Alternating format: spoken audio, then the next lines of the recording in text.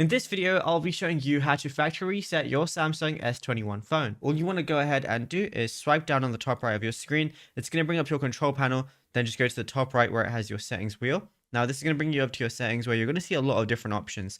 Now it might be slightly different on your Samsung. Right now I'm using an S25 Ultra, but normally you just want to go over to general management, which is right under apps, and that's where it should be for you as well.